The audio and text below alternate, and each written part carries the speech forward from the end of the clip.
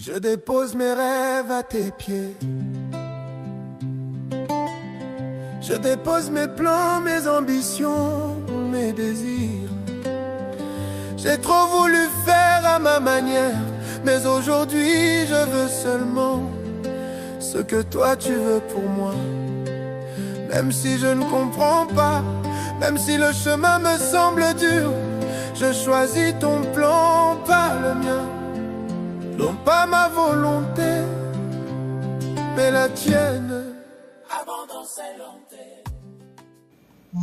Nous voulons te célébrer, nous voulons te magnifier, nous voulons t'exalter dans le nom puissant de Jésus-Christ. Que gloire et honneur te reviennent, toi qui ne changes pas. Au nom puissant de Jésus-Christ, que les saints disent Amen. Amen. Amen. Amen.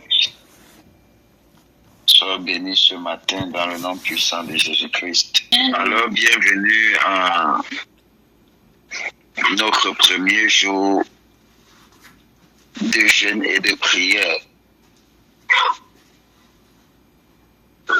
La prière de ce matin, ce n'est qu'une introduction au programme que nous avons commencé, que nous sommes en train de commencer dans le nom puissant de Jésus-Christ. Écoutez, je vais lire très rapidement et partager la parole de Dieu avec vous. Écoutez, je vais lire très rapidement et partager la parole de Dieu avec vous.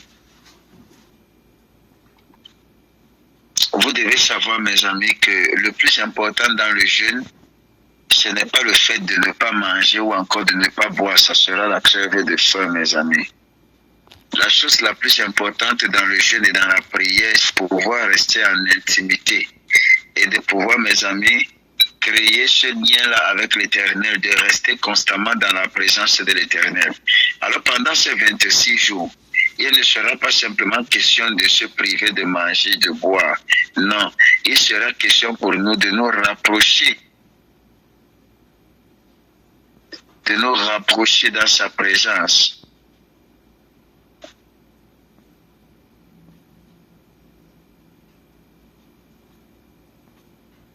Il sera question pour nous d'expérimenter sa présence. Il sera question pour nous, mes amis, d'expérimenter la gloire de l'Éternel. Écoutez-moi, la présence de l'Éternel, j'ai appris et j'ai compris qu'elle ne gonfle pas, mes amis, l'ego, mais plutôt elle crucifie nos chrétiens. Il y a une différence capitale entre l'onction de la présence et la présence autant pour moi. L'onction, mes amis, peut reposer sur un homme encore brisé intérieurement, encore imparfait, parfois même, mes amis, immature. Pourquoi? Parce qu'elle est donnée, mes amis, pour servir les autres. Mais la présence de l'Éternel ne s'installe jamais là où le moi est encore, mes amis, sur le trône. La présence, mes amis, ne cohabite pas avec l'orgueil. Elle exige un autel et, mes amis, sur cet autel, c'est l'ego qui doit être sacrifié. Est-ce que quelqu'un comprend quelque chose? Amen. Je vous ai dit, la chose la plus importante, mes amis, c'est de pouvoir demeurer dans la présence de l'Éternel. Et je suis en train de vous parler que dans cette présence, en fait, quand on parle de présence de l'Éternel, ça n'a rien à voir avec l'onction. L'onction peut reposer sur un homme qui n'est pas encore brisé. L'onction peut reposer sur un homme qui a encore, mes amis, des défauts. L'onction peut reposer sur un homme qui vient simplement de quoi? Pourquoi? Parce que l'onction est une dotation de Dieu dans la vie d'un individu pour permettre à cet individu de pouvoir servir les autres. Mais la présence, quant à elle, mes amis, elle demeure dans la vie des personnes, mes amis, qui sont déjà brisées. La présence de Dieu ne demeure pas dans la vie des personnes qui n'ont pas été capables de pouvoir s'offrir eux-mêmes sur l'autel, c'est-à-dire faire mourir l'ego. Amen. Alors, ce matin, si tu veux expérimenter la présence de l'Éternel pendant ces 26 jours, le moi ne doit pas exister en toi. Écoutez, quand la présence de Dieu descend réellement, elle ne flatte pas l'homme, elle le dépouille. Elle le dépouille, mes amis. Elle le dépouille.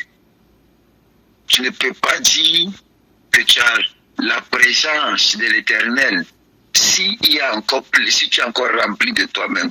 La première des choses que la présence de Dieu fait dans la vie de quelqu'un, c'est qu'elle dépouille cette dernière personne, mes amis, de tout ce qu'elle ou tout ce qu'il lui peut avoir de lui-même. La présence de l'Éternel nous dépouille de nous-mêmes, nous dépouille de l'ego, nous dépouille de l'orgueil, mes amis. Pendant ces 26 jours, avant de pouvoir manifester, être digne, mon ami, de ce que l'Éternel a prévu que tu portes, il faudrait que tu sois dépouillé. Amen. Amen. La présence de l'Éternel ne renforce pas l'image extérieure, mes amis. Elle expose l'homme intérieur. Elle n'a rien à voir avec l'extérieur. Elle a tout à voir avec l'intérieur. C'est le caractère qu'elle touche. C'est le caractère, c'est la personne qu'elle manifeste, mes amis. Devant la présence, toutes les justifications, mes amis, tombent. Toutes les défenses s'écroulent. On ne peut plus expliquer, mes amis, se comparer, se valoriser. On se tait, on se prosterne et on disparaît. C'est l'attitude lorsqu'on est dans la présence de l'Éternel. Le nous n'existe plus. On apprend à obéir. On n'apprend pas à réfléchir. On n'apprend pas, mes amis, à être logique. J'étais en train de dire à quelqu'un ce matin que tu ne peux pas vouloir ou tu ne peux pas prétendre fonctionner dans la présence de l'Éternel si tu continues à réfléchir. Notre problème parfois, c'est que nous voulons trop être logiques. Nous voulons trop réfléchir. La présence de l'Éternel est irrationnelle. Elle est illogique, mes amis. Elle n'a rien à voir avec l'intelligence. Lorsque la présence de l'Éternel est là, elle te pousse à te plier, pas à fonctionner en fonction de ce que tu prétends connaître, mais elle te fait entrer dans une nouvelle dimension où elle va te faire enseigner. Elle pourra même, mes amis, te faire comprendre que la connaissance que tu avais autrefois était morte. Souvenez-vous de ce que la Bible va déclarer, mes amis.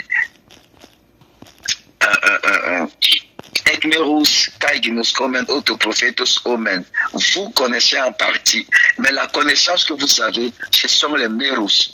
Lorsque ce qui est parfait viendra, ce qui est partiel disparaîtra, mes amis. Est-ce que je parle à quelqu'un? Amen, amen. Alors, lorsque tu es dans la présence de l'Éternel et que tu fais l'expérience de cette présence-là, la première des choses, c'est qu'elle te dépouille. Le dépouillement aussi, c'est le fait aussi de désapprendre.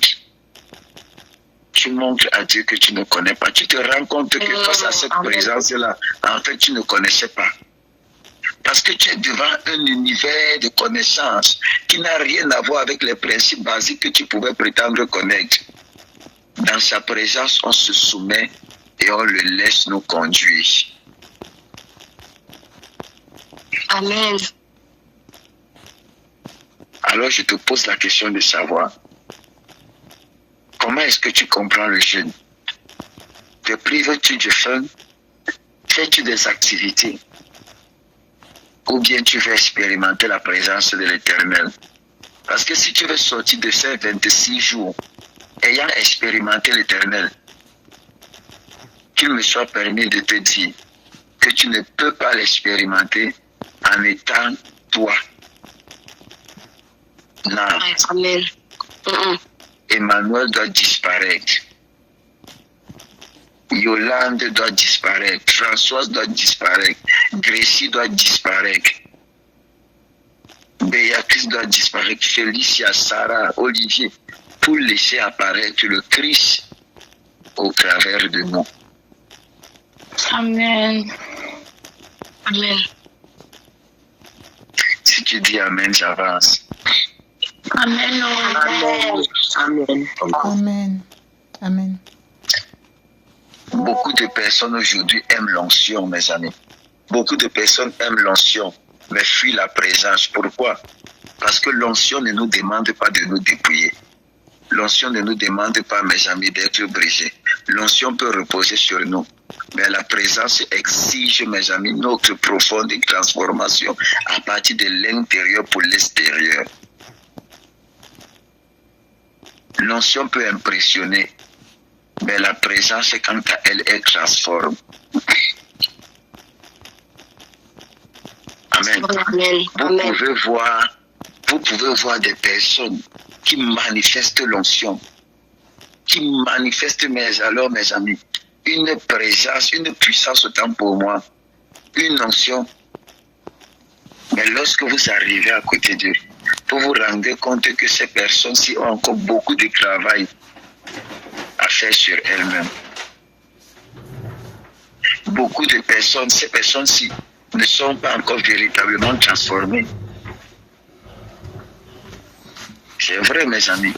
L'onction attire. C'est le caractère qui fait asseoir.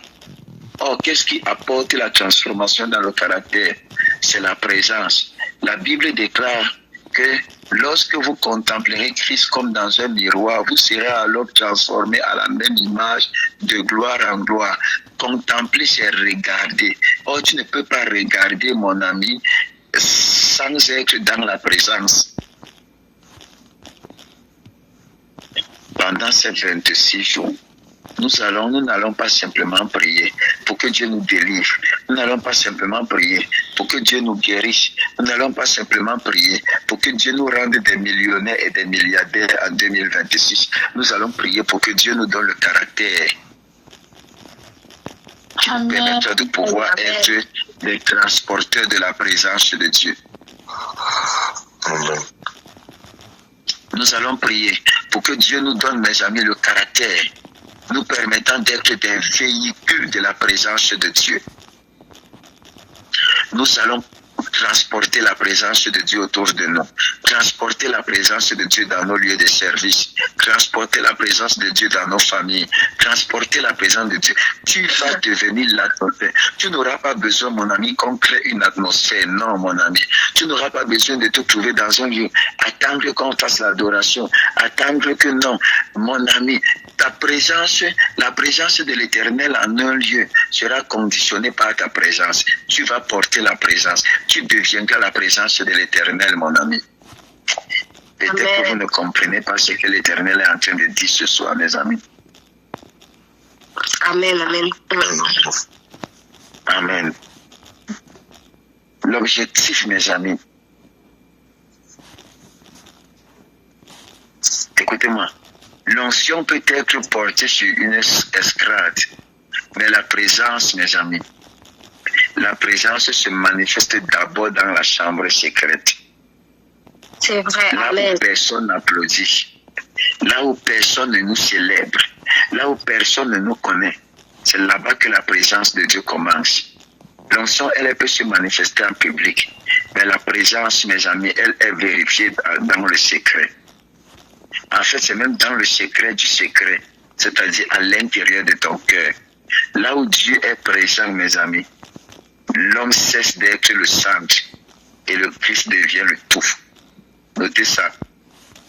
Là où Dieu est présent, l'homme cesse d'être le centre et Christ devient le tout. Écoutez-moi, la vraie présence de Dieu ne produit pas les chrétiens bruyants, mais des hommes morts. Amen. La vraie présence de Dieu ne produit pas des chrétiens bruyants, mais des hommes morts, c'est-à-dire des hommes crucifiés. Je vous avais dit une fois ici lors d'un enseignement en 2025 que le contrasme du réveil, ce n'est pas le rassemblement des personnes qui font des bruits, c'est le rassemblement des personnes mortes. Il va dire todo legos autopsuke peripulo. Et j'ai senti mon âme Christ jusqu'à la mort.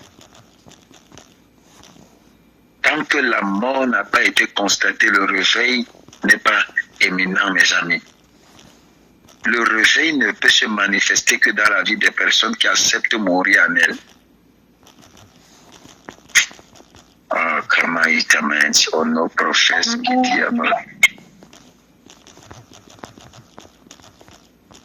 Est-ce que je parle à quelqu'un?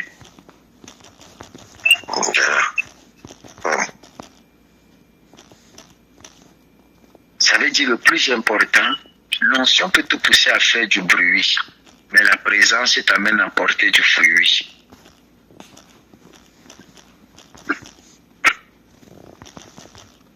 Je répète, l'onction peut t'amener, peut te faire faire du bruit. Mais la présence, quant à elle, t'amène à porter des fruits. Oui, mon ami. Amen. Amen.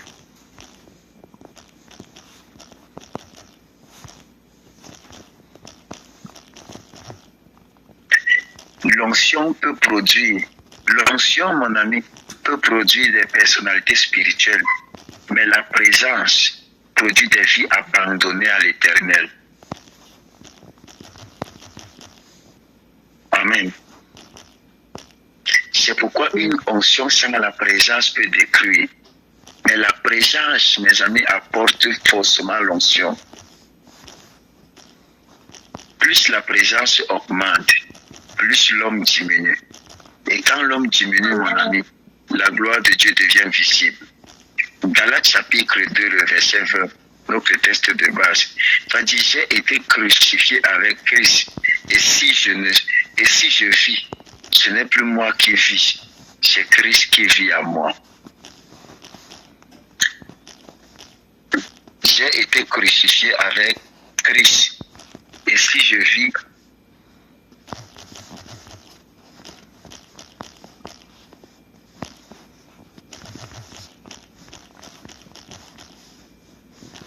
pendant ces 26 jours, nous n'allons pas simplement parler de briser des liens.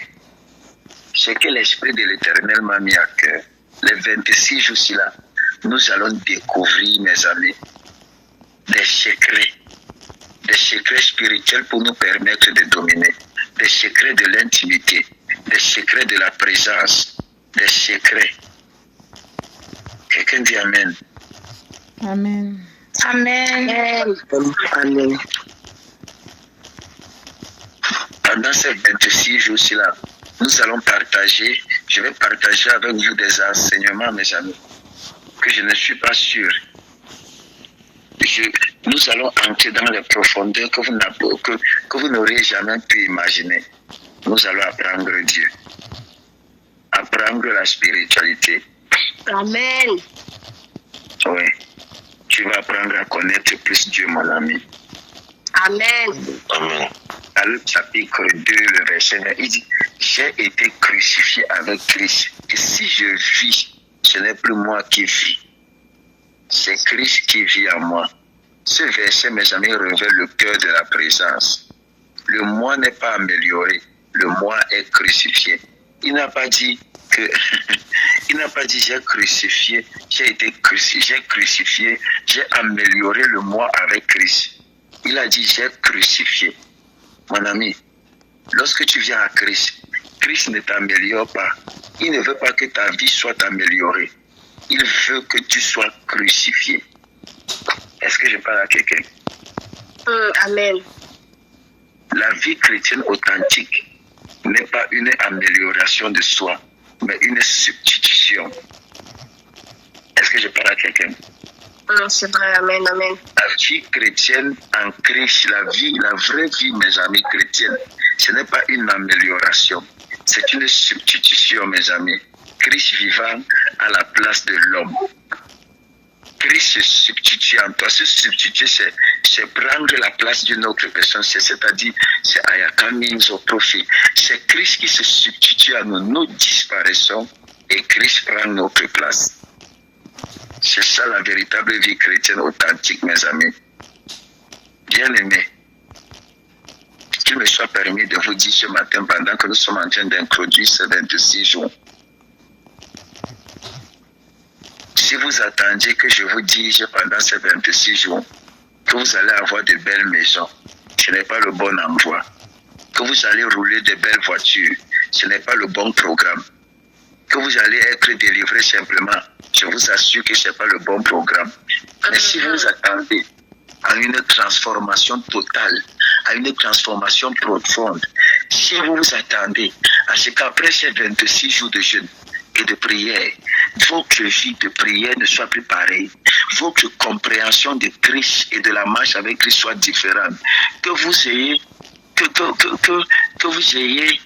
acquis une notion qui vous permet d'être des vases et des transporteurs de la présence de l'Éternel.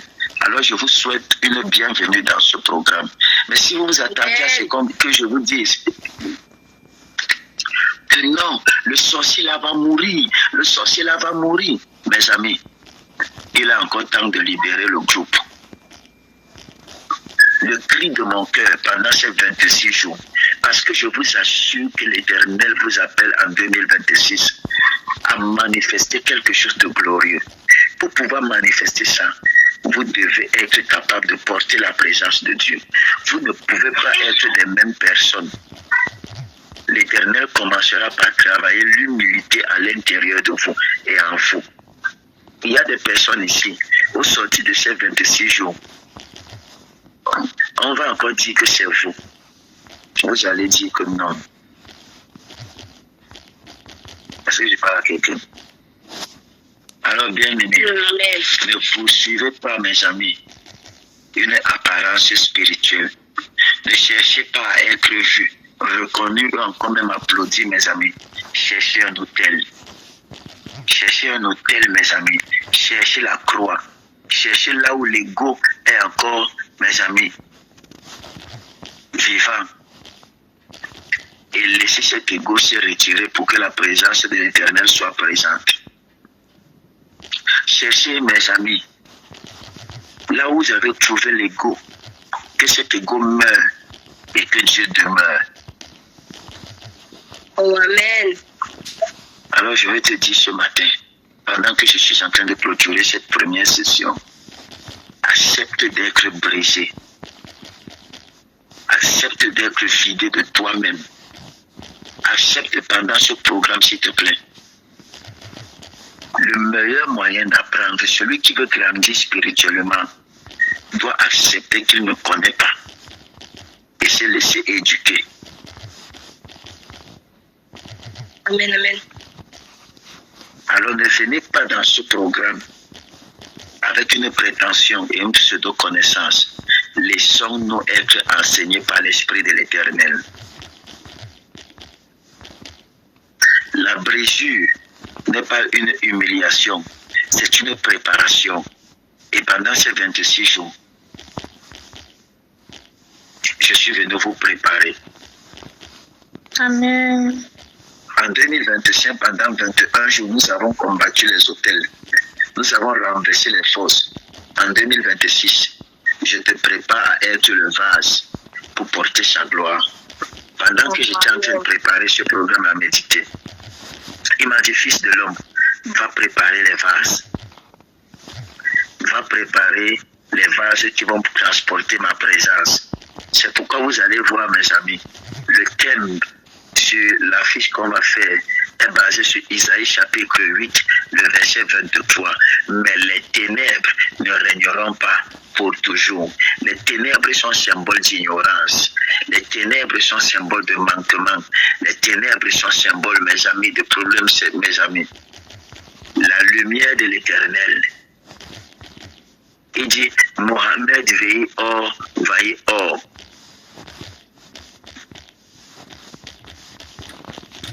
L'Éternel fera sortir la lumière de nos ténèbres. Écoutez-moi.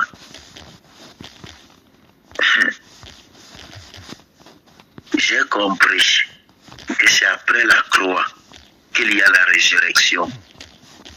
Il n'y a pas la résurrection avant la croix. La résurrection est constatée après la croix. Et ce n'est que là où l'homme est crucifié, mes amis, que la gloire de Dieu peut reposer sans être volée. Ce n'est que là où l'homme est crucifié que la gloire de Dieu peut être exposée sans être volée. Notez ça. Ce n'est que là où l'homme est crucifié que la gloire de Dieu peut se reposer et peut être exposée sans être volée. Alors ce matin, je te dis, meurs en toi et tu porteras une présence que rien ni personne ne pourra imiter. Meurs en toi, et tu porteras une présence que rien ni personne ne peut imiter.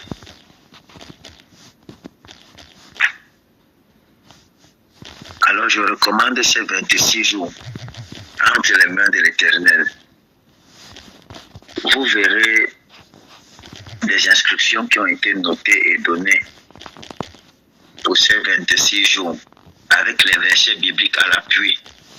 Parce que comme je sais bien que les chrétiens sont souvent des tomates et que chacun vient souvent avec sa part de connaissance, dans chaque inscription, j'ai pris soin de mettre des versets bibliques qui vont avec.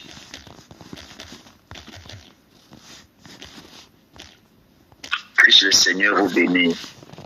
Amen. Sa grâce est grande pour vous. Amen. Que l'Éternel nous